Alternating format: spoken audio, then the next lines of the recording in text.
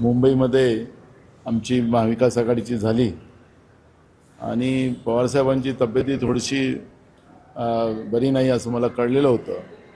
त्यामुळे स्वाभाविक आहे, मी पुण्याला आलेलो होतो एका लग्नाला, एका कार्यक्रमाला, आणि त्याच्यामुळे पवारसाहेबांची भेट घेण्यासाठी मी इथं आलेलो होतो.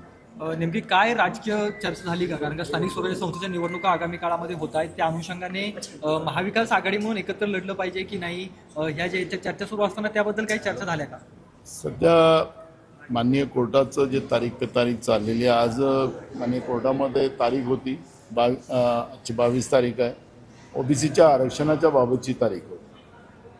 फडणवीस म्हणत होते विरोधी पक्षात असताना की मी 24 तासात आरक्षण आणेन, पण आता 3 वर्ष झाले ते सत्तेत आहेत, पण अजूनपर्यंत ओबीसीच्या आरक्षणाचा मुद्दा क्लिअर झालेला नाही. आता पुन्हा तारीख पुढे गेलेली आहे. निवडणुका लागतील की नाही लागतील हा प्रश्न आमच्या सगळ्यांच्या समोर आहे. त्यामुळे आत्ता त्याच्यावरची चर्चा हा काही भाग होऊ शकत नाही. ज्यावेळेस निवडणुका लागतील त्यावेळेस स्थानिक कार्यकर्त्यांना विचारून या सगळ्या निवडणुकीची एक व्यूहरचना आम्ही लोक महाविकास आघाडी म्हणून करू. संजय राऊत भेट घेतली होती, उद्धव ठाकरेंनी पण मुंबईत भेट घेतली होती, आज तुम्ही भेटतायत. महाविकास आघाडीमध्ये सारं काही अलबेल आहे ना? जेव्हा आम्ही सगळे भेटतो आहे तर आलबेलच आहे. भेटत नसलो, दुरावा असेल तर आलबेल नाही असं ओळखलं जातं. जसं आपण पाहतोय की आता महायुतीमध्ये मुख्यमंत्री आणि उपमुख्यमंत्री आजूबाजूला बसतात, एकामेकाच्या तोंडाकडे बघत नाही, असं चित्र बघतोय नाही तुमच्या मीडियावर. तर आता तिथं आलबेल किती आहे हे तुम्हाला कळतं आहे. दाऊसला राज्यातले मुख्यमंत्री केलेत आणि त्या ठिकाणी जागतिक पातळीवरचे उद्योग महाराष्ट्रामध्ये आणायचा प्रयत्न करण्यासाठी ते गेलेले आहेत, जनतेच्या पैशाने गेलेले आहेत. पण तिथं राहूनसुद्धा त्यांना महाराष्ट्रामधल्या कुजबुजीवर लक्ष ठेवून राहावं लागतं.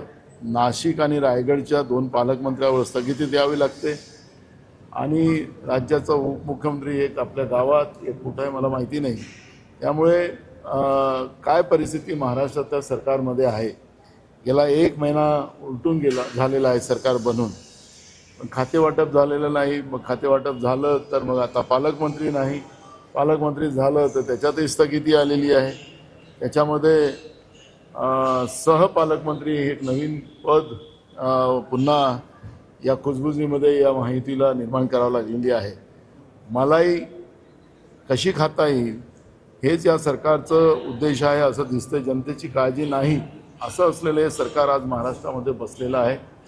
लोकांचं घेणं देणं नाही, बैमानीनं निवडून आलेली ही मानसिकतेची लोक आपल्याला या सरकारमध्ये पाहायला मिळते.